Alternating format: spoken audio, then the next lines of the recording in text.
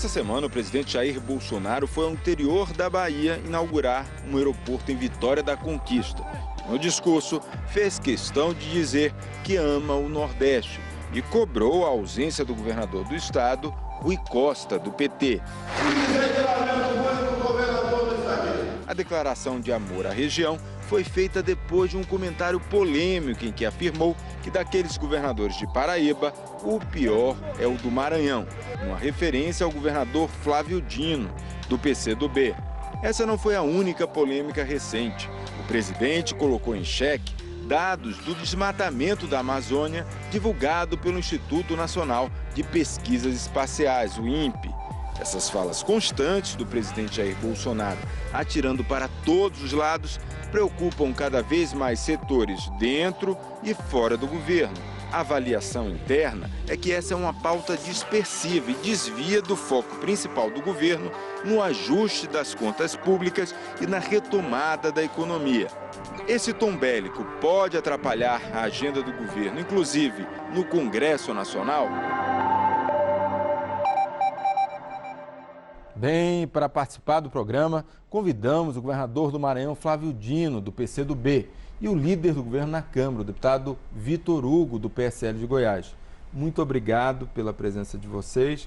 E aí, para começar a nossa conversa, eu queria colocar, eu tenho percebido uma preocupação dentro do governo, fora do governo. Queria saber do senhor governador, há essa possibilidade, o governo atirando ali para vários focos, pode acabar desviando, por exemplo, da agenda econômica? Saudações a você, Camarote, a todos os telespectadores, saudações ao líder Vitor Hugo. De fato, é uma grande preocupação, porque o país tem necessidades, premências, urgências, notadamente a temática do desemprego, da recessão econômica, e na medida em que o presidente da República, que deve unir e impulsionar o país para a frente, perde energia com ataques, agressões o tempo inteiro, porque não fui eu o alvo, na verdade foi uma região do país, um conjunto de governadores sérios que trabalham nos seus estados procurando fazer o melhor. O povo do Nordeste, que ele reiterou, inclusive, ataques de pau de araras, coisas pejorativas, coisas que não devem ser ditas por ninguém, especialmente por o presidente da República, polêmicas com a comunidade científica, comunidade acadêmica, enfim. Com isto, a problemática real do povo acaba ficando em segundo plano. Qual é a questão central? Nós temos uma recessão profunda, 13 milhões de desempregados e o governo não tem agenda, a não ser esses anúncios de longuíssimo prazo e duvidosos, na minha perspectiva, ou medidas puramente paliativas, como esta do FGTS, que é correta em si mesma, é uma medida positiva, não há dúvida, mas muito insuficiente diante, por exemplo, da promoção de cortes orçamentários. Então não adianta dizer que está liberando o FGTS para animar a economia, se por outro lado há cortes e contingenciamentos que constrangem serviços públicos, vimos agora o CNPq paralisando os editais de bolsas e ao mesmo tempo, claro, aprofundando a recessão, na medida que o dinheiro público que é suprimido por esses cortes e contingenciamentos são fundamentais para a retomada da atividade econômica, de modo que eu acho que realmente é um caminho muito errado. Não são polêmicas, são confusões, agressões. E isso não é bom para o governo e não é bom para o Brasil. Deputado líder Vitor Hugo, a gente viu ali essas falas do presidente Jair Bolsonaro. Isso pode atrapalhar, por exemplo, o senhor que está ali na linha de frente do Congresso Nacional, na Câmara dos Deputados, pode atrapalhar, por exemplo, a agenda, criar um tumulto, criar um ambiente negativo para aprovar essa pauta do governo, por exemplo? Bom, primeiro expressar minha satisfação de estar aqui no programa. E dizer, também estar aqui ao lado do governador do Maranhão, né, o Flávio Dino, dizer primeiro que o governo sim tem uma agenda muito clara, que iniciou com a reforma da Previdência, que teve uma grande aprovação, uma grande adesão dos parlamentares, 379 deputados, um quórum muito superior àquilo que era necessário para mudar a Constituição, com uma presença massiva dos deputados, 510 deputados votando, muitos deputados do Nordeste, 96 deputados dos 153 deputados votaram, do Maranhão, dos 18, 14 votaram a favor da reforma. Isso é a expressão de que era uma pauta do governo, mas apoiada por todo o país, e com uma grande liderança do presidente Rodrigo Maia e de outras lideranças partidárias que construímos juntos um texto que teve uma adesão tão grande. temos certeza que vai ser aprovado agora no segundo turno, e nós partiremos para outras pautas muito importantes, como as pautas, por exemplo, das privatizações, a reforma tributária, a revisão do Pacto Federativo, né? Temos também uma série de outras medidas microeconômicas. Eu tive a oportunidade de tomar café, por exemplo, com o presidente do Banco Central há algumas semanas. Ele estava falando sobre a questão do cooperativismo, do microcrédito, reformas na questão cambial, no nosso sistema bancário. Tudo isso vai ser feito, e eu tenho certeza que é a partir da liderança do nosso presidente, que tem uma grande admiração, um grande carinho pelo Nordeste. Só vê que dos 3 líderes do governo no Poder Legislativo, 2 são nordestinos. Eu sou deputado federal eleito por Goiás, fui criado no Rio, porque meu pai é oficial de Marinha, mas sou nascido em Salvador, na Bahia, né? E o Fernando Bezerra, senador, líder do governo no Senado Federal, é também pernambucano, então, portanto, é um nordestino. A filha do presidente é nordestina, tem sangue nordestino. Então, isso e já ficou mais do que claro, esclarecido, inclusive com a presença do presidente na Bahia agora, ao longo dessa semana que se passou, né, da forma como ele foi recebido. E com muito carinho, ele expressou, disse que somos todos paraíbas, somos todos baianos. Ficou muito claro o apreço. E isso se dá não só em relação à retórica, mas também em fatos concretos. Eu poderia falar, por exemplo, da ação do Ministério do Desenvolvimento Regional, que somente esse ano empregou mais de 14 bilhões, fez pagamento de mais de 14 bilhões de reais ao longo de todo o território nacional, e 6 bilhões de reais somente no Nordeste. Em termos de casas, por exemplo, unidades habitacionais que foram entregues, 234 mil casas, unidades habitacionais entregues esse ano, 48 mil no Nordeste. Só no estado do Maranhão chega a quase 9 mil unidades habitacionais. Então, a despeito das divergências políticas que são naturais, existentes até por causa do espectro político que cada um ocupa, o governador é do Partido Comunista do Brasil, está no extremo oposto da nossa visão ideológica do PSL, por exemplo, que está no outro extremo. É natural que divergências políticas aconteçam, é normal da democracia, mas, o senhor me desculpe, mas eu acho uma impropriedade falar que o governo não tem uma agenda. O governo tem uma agenda clara e que vai ser, sim, defendida no Congresso Nacional, respeitando o protagonismo do Parlamento, que foi alcançado pelo próprio Parlamento a partir de uma decisão do presidente da República de não lotear os ministérios, de romper uma coalizão de partidos que não apoiou durante a eleição, e isso libertou o parlamento, não o parlamento capturado, aos moldes do que foi no passado. Com relação, só para eu terminar essa fala, aos contingenciamentos. Em 2015, a Fundação Universidade Federal do Maranhão teve um contingenciamento feito pela Dilma de 7,64%. Então, contingenciamentos são feitos por todos os governos para adaptar a realidade orçamentária, a execução orçamentária, à realidade fiscal, que é uma realidade. Os 14 milhões de desempregados que o governo atual enfrenta não foi gerado pelo nosso governo, é uma herança dos governos de esquerdas que nos antecederam. Eu queria até queria só, Camarote, uma observação, de que essa história dos governos de esquerda que nos antecederam. É importante lembrar a todos que nós estamos fora do governo há mais de 3 anos. Então, de fato, esse problema grave econômico que o Brasil enfrenta não é patrimônio nosso, não mais. Na verdade, eles que governam já esse período, e me refiro inclusive ao atual governo, está devendo muito. Você veja que o líder se refere a coisas futuras. Vai acontecer isso, vai acontecer aquilo. O problema é que o governo tem 6 meses. E até agora o que nós temos de concreto, de efetivo, é a aprovação em primeiro turno de uma reforma da Previdência, que sim recebeu um amplo apoio, mas que ainda tem uma longa tramitação e que tem muitos problemas a serem corrigidos. Então é muito pouco para um governo que, segundo o líder, age inclusive sem amarras no Congresso Nacional, que eu não sei bem o que isso significa, a meu ver. Acho que, na verdade, essa questão de não ter amarras significa não ter maioria estável para conseguir aprovar a sua agenda futura. Eu espero, sinceramente, que esses estudos que já tardam, né, que o líder se refere, se transformem em medidas efetivas. É isso que nós queremos. Nós queremos que o governo governe de verdade e desça do palanque eleitoral, abandone essa retórica do conflito e, de fato, apresente coisas concretas para melhorar a vida da população. Você está falando aí do palanque, essa questão. Eu queria passar frases do presidente, imagens desses momentos mais recentes que a gente editou aqui para mostrar para você. O INPE lá detecta um dado qualquer, ele tem que subir esses dados, antes passando pelo IBAMA, para divulgar. Não pode, na ponta da linha, alguém simplesmente resolver divulgar esses dados, porque pode haver algum equívoco, pode. Eu não posso ser surpreendido com uma informação tão importante como essa daí. Eu não posso ser pego de calças curtas por aí. Temos que ter responsabilidade. E no meu entendimento, houve um percentual muito grande de desmatamento. Se passa fome no Brasil, é uma grande mentira. Passa-se mal. A gente não sabe por que uma pequena parte passa fome e outros passam mal ainda. Nós estamos numa situação que nós temos que falar a verdade. É quase impossível ser patrão no Brasil. Um dia o trabalhador vai ter que decidir. Menos direito em emprego ou todos os direitos de desemprego. Dinheiro público não vai ser usado para fazer filme pornográfico, ponto final. Estamos estudando a possibilidade de, tem que ser lei, voltar a ser agência. Ou, quem sabe, extingui-la. Esse governador aqui, Paraíba, o pior do que o de Maranhão.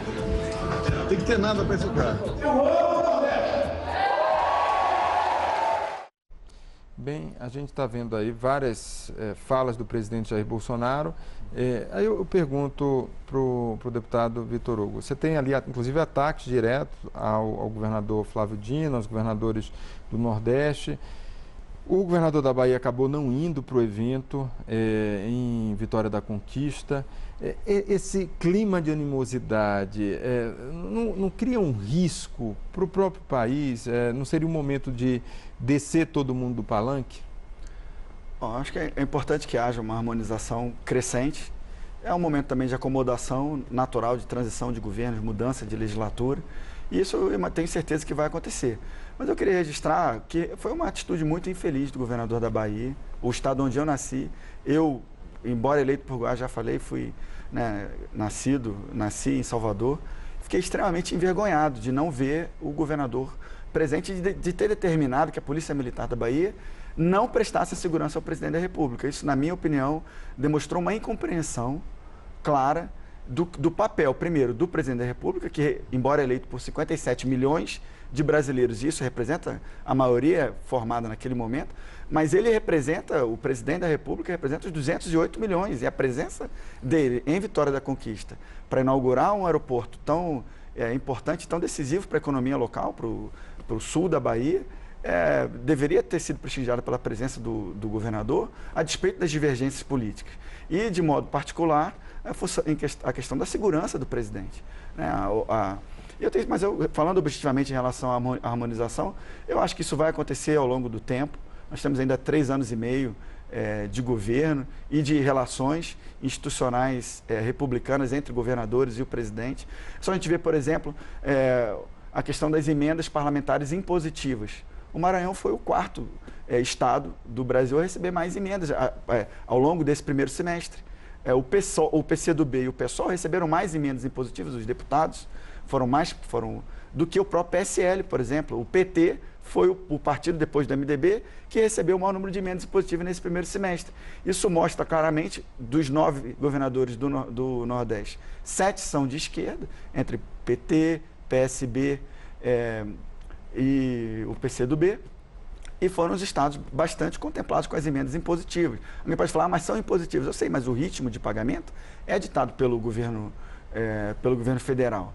E eu vi essa semana, no dia 22, por exemplo, uma publicação no G1 falando do estado do Maranhão em relação à questão desse relacionamento republicano que deve haver, a despeito da diferença entre, por exemplo, presidente e governadores, no que tange ao estado do Maranhão, o relacionamento de alguns deputados estaduais e prefeitos reclamando de questão de repasse de emendas e de que há um tratamento diferenciado, na visão deles, do governador para com os deputados estaduais que não são da base ou para os prefeitos que são de partidos diferentes. Então, com a palavra o governador. Não, porque na verdade o líder leu uma matéria e acho que não entendeu muito bem, porque, de fato, não há nenhuma cidade do Maranhão, nenhuma, e governada pela oposição, que não haja ação do governo do Estado. Todas, sem exceção, temos ações do governo do Estado. Como é que o senhor viu essa fala do presidente em relação ao senhor? Na verdade, o que o líder Vitor Hugo está aqui, na verdade, é reiterando,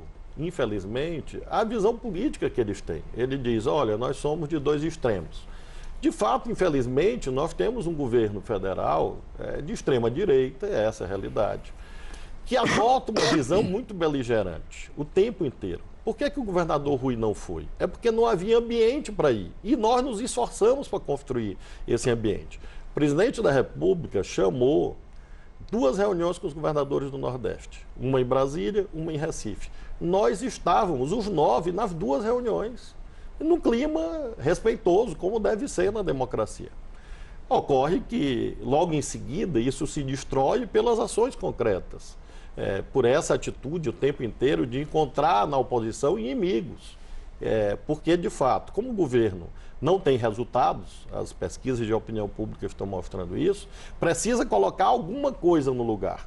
E o que coloca no lugar? Essa retórica do confronto, essa retórica dispersiva, essa retórica do ataque, da agressividade, contra tudo e contra todos, não é contra o Nordeste.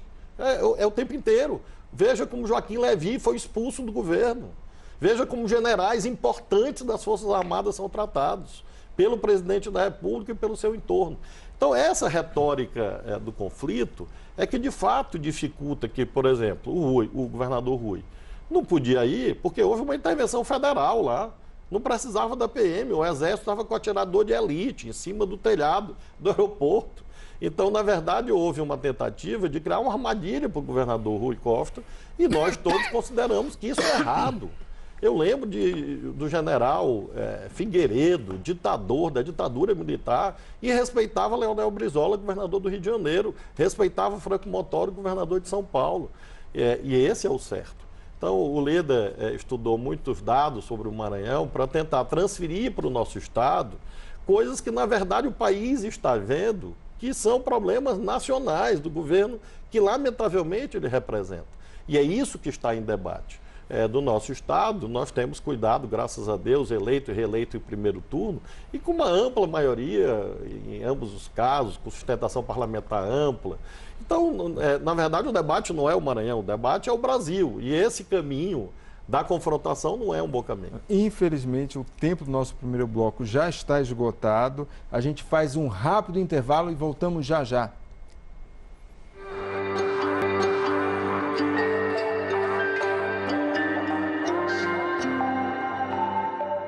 E antes de retomar nossa conversa, eu queria chamar uma pesquisa do Datafolha sobre os 6 meses da administração do governo Bolsonaro. A pesquisa afirma o seguinte, que 39% dos entrevistados dizem que o governo não fez nada, 19% não souberam opinar, 8% elogiaram medidas de segurança, 7% citaram a reforma da Previdência, 4% falaram de medidas de combate à corrupção e 1% do fim do horário de verão. Essa pesquisa foi realizada com 2.086 entrevistados em todo o Brasil, distribuídos em 130 municípios. A margem de erro é de 2 pontos percentuais para mais ou para menos. A pesquisa foi realizada entre os dias 4 e 5 de julho.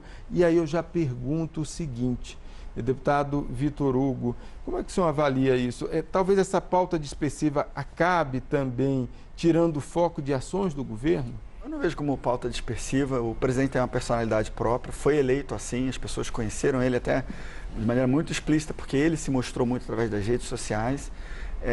E é uma personalidade que tem levado o Brasil para novos patamares em vários aspectos, nas relações internacionais, por exemplo. Nós tivemos aí a assinatura do acordo do Mercosul com a União Europeia. Tivemos em relação a pautas concretas, que nós podemos falar, a questão da Ferrovia Norte-Sul, que vai ter o seu contrato assinado agora com 100% de ágio no dia 31 em Anápolis, na cidade de Goiânia, importantíssima, e que vai integrar o Nordeste à malha ferroviária nordestina, inclusive o porto do Itaqui, no Maranhão, um dos portos mais importantes do país. Vai ser integrado, então, à malha ferroviária nacional e ao do Sul. São ações concretas que eu tenho certeza que vão aflorar cada vez mais e a percepção do povo brasileiro vai ficar mais adequada àquilo que o governo tem feito, né, em termos de integração. E isso demonstra claramente que não é só uma retórica. O Nordeste tem sido tratado muito bem como é obrigação, né, do governo, não só em termos de retórica, mas também em termos práticos, como, por exemplo, a ferrovia Oeste-Leste, que vai sair de Ilhéus, passar por Barreiras, vai chegar a Figueirópolis, no Tocantins, que vai se unir a essa ferrovia Norte-Sul, importantíssima. O Porto de Itaqui é algo importante que tem que ser ressaltado também, que hoje atração de investimentos privados para lá, que já foram realizados também pelo nosso governo, elevadíssimo. O metrô, por exemplo, de Salvador, esse ano, 90 milhões de reais já foram investidos, né, num estado que é governado pelo PT. Governador, não seria um momento também de desarmar todos os lados para ter uma pauta mais propositiva do país? Já fim da campanha eleitoral já foi no ano passado, não seria um momento de harmonização? É o que nós desejamos e por isso eu queria até pedir ao líder que reitere essa mensagem nossa. Nós desejamos um diálogo federativo maduro, é preciso que seja produtivo para o país e é preciso, com isso, que o governo federal reveja algumas posturas, porque aumentam conflitos. Por exemplo, para quem indicar o filho embaixador nos Estados Unidos? Não é certo. Para quem insistir nessa temática de armas? Isso não é certo. Reforma da Previdência, tem que melhorar muito. A pensão por morte das viúvas, por exemplo. Então, são temas concretos que estão aí no país e que devem ser retirados por quem colocou. Quem colocou essas agendas de arma, de nepotismo, de agressividade, não fomos nós que colocamos, nós somos vítimas junto com o povo brasileiro. Então, é preciso rever a agenda, uma agenda de diálogo, de fato, a agenda econômica, do desemprego e da recessão. Nada é mais importante do que isso nesse primeiro momento. Como superar isso, como combater isso. Esse é o apelo que nós fazemos em nome da população do meu estado e, tenho certeza, do Nordeste do Brasil, que deseja isso do governo federal. E mudar a forma. Não é porque alguém fez campanha de um jeito, que é a tese do líder, que você vai conseguir governar desse jeito. Esse jeito está errado. Esse jeito não vai conduzir o Brasil a um bom caminho. E nós somos patriotas de verdade. A gente não bate continência para a bandeira dos Estados Unidos. Então, nós que, de fato, somos brasileiros, queremos que o governo dê certo. Esse é o apelo que nós fazemos. Bem, infelizmente, o nosso tempo se esgotou. A conversa, acho que foi bem propositiva. Eu queria agradecer mais uma vez ao governador Flávio Dino, do Maranhão, ao líder do governo na Câmara, deputado Vitor Hugo. O Globo News Política volta na próxima semana, aqui no seu canal de sempre. Até lá!